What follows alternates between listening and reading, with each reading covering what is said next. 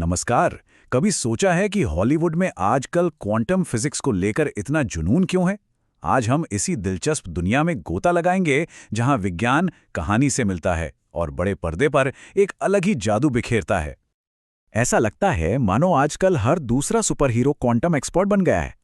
Ant-Man से लेकर doctor strange तक हर कोई क्वांटम की ही बात कर रहा है। पर सवाल यह है कि क्या यह सिर्फ एक ट्रेंड है या इसके पीछे कोई और गहरी वजह है? चलिए जानने की कोशिश करते हैं कि ये सब शुरू कैसे हुआ। तो सबसे पहले हॉलीवुड के इस क्वांटम जुनून को समझते हैं। ये क्वांटम शब्द अचानक इतना पॉपुलर क्यों हो गया है और फिल्म मेकर्स इस रहस्यमयी और मुश्किल साइंस का इस्तेमाल अपनी कहानियों को और बड़ा और दिलचस्प बनाने के लिए आखिर कर कैसे रहे हैं। बिल्कुल, चाहे टाइम ट्रैवल हो, पैरेलल यूनिवर्स हो या किसी हीरो को चींटी जितना छोटा करना हो, क्वांटम शब्द एक ऐसी जादुई छड़ी की तरह काम करता है जो किसी भी कहानी को मुमकिन बना देता है। लेकिन बड़ा सवाल ये है कि इस सिनेमाई जादू के पीछे क्या कोई असली साइंस भी है? चलिए पता करते हैं। अवेंजर्स एंड गेम, एंटमैन और यहाँ तक कि इंटरस्टेलर जैसी फिल्में इस ट्रेंड के कुछ सबसे बेहतरीन उदाहरण हैं। हम इन्हीं फिल्मों के जरिए ये समझने की कोशिश करेंगे कि हॉलीवुड कैसे क्वांटम फिजिक्स के आइडियाज़ के साथ खेल रहा है और उन्हें अपनी कहानी में पिरो रहा है। तो चलिए अब सीधे साइंस में उतरते हैं। हम कुछ मेन क्वांटम कॉन्सेप्ट्स को देखेंगे जिन्हें फिल्मों ने खूब अपनाया है, और ये भी देखेंगे कि वो असली विज्ञान से कितने मिलते जुलते हैं और कितने अलग हैं। चलिए सबसे अजीब और दिलचस्प आइडिया से शुरू करते हैं, सुपरपोजिशन। ये वो आइडिया है कि एक कण एक ही वक्त पर कई जगहों पर हो सकता है जब तक हम उसे देखते नहीं। सुनने में थोड़ा अजीब लगता है ना, पर क्वांटम की दुनिया ऐसे ही हैरान करने वाले नियमों पर चलती है। इसे ऐसे सोच सकते हैं जैसे हम एक ही समय में एक फिल्म के सभी मुमकिन एंडिंग्स देख रहे हों, इससे पहले कि डायरेक्टर फाइनल सीन तय करे। क्वांटम दुनिया में भी हकीकत बनने से पहले सभी संभावनाएं एक साथ मौजूद होती हैं। अवेंजर्स एंड गेम ने इस आइडिया का बहुत ही खूबसूरती से इस्तेमाल किया है। हर बार जब कोई हीरो पास्ट में जाकर कोई अलग फैसला लेता है तो एक नई टाइमलाइन, एक नई पैरेलल रियलिटी बन जाती है।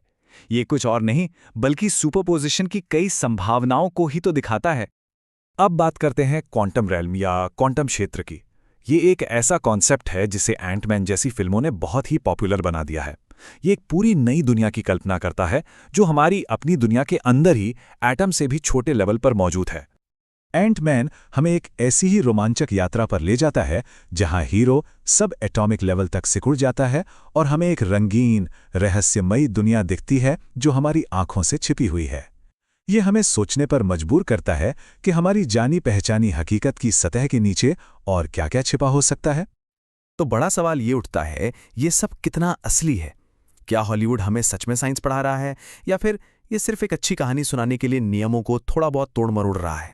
सच तो ये है कि फिल्म मेकर्स अक्सर असली वैज्ञानिकों से सलाह मशवरा करते हैं। उनका मकसद 100% साइंटिफिक एक्यूरेसी नहीं होता, बल्कि उन मुश्किल आइडियाज को लेकर उन्हें पर्दे पर इस तरह दिखाना होता है जो रोमांचक भी हो और देखने वालों को आसानी से समझ भी आ जाए। यहाँ एक बहुत अच्छा उदाहरण है। देखिए, असली साइंस में एक क्यूबिट यानी क्वांटम बिट एक ही समय में कई स्टेट्स में रह सकता है। यही सुपरपोजिशन है। एंटमैन इसी आइडिया को लेता है और उसे एक पूरे यूनिवर्स में बदल देता है जिसे एक्सप्लोर किया जा सकता है। यह साइंस से प्रेरित क्रिएटिविटी का एक बेहतरीन उदाहरण है। तो इन सब का मतलब क्या है? जब कल्पना और खोज एक साथ मिलते हैं तो क्या होता है? इसका असर सिर्फ एंटरटेनमेंट से कहीं ज्यादा गहरा है। ये विज्ञान और कहानी कहने की शक्ति का एक अद्भुत संगम है। ये कनेक्शन इसलिए मायने रखता है क्योंकि ये साइंस को मुश्किल किताबों और लैब्स से बाहर निकालकर हमारे लिविंग रूम तक ले आता है। फिल्में क्वांटम फिजिक्स जैसे मुश्किल सब्जेक्ट्स को आसान बना सकती हैं, जिससे हम सबके अंदर इन विषयों को लेकर एक जिज्ञासा पैदा होती है। जब साइंस को कहानी में पिरोया जाता है तो फिल्में मुश्किल आइडियाज को ठोस और समझने लायक बना देती हैं। वे हमें स्टेम यानी साइंस, टेक्नोलॉजी, इंजीनियरिंग और मैथ्स में रुचि लेने के लिए प्रेरित करती हैं और ये दिखाती हैं कि कल्पना और वैज्ञानिक खोज कैसे एक दूसरे से जुड़े हुए हैं। ये रचनात्मक सोच को बढ़ावा देने का एक बहुत शक्तिशाली तरीका है। और ये हमें एक आखिरी सवाल के साथ छोड़ जाता है। अगर विज्ञान इतनी जबरदस्त कहानियों को प्रेरित कर सकता है तो ये हमारे अंदर और कौन सी नई और अनोखी कहानियों को जन्म दे सकता है? सोचने वाली बात है ना।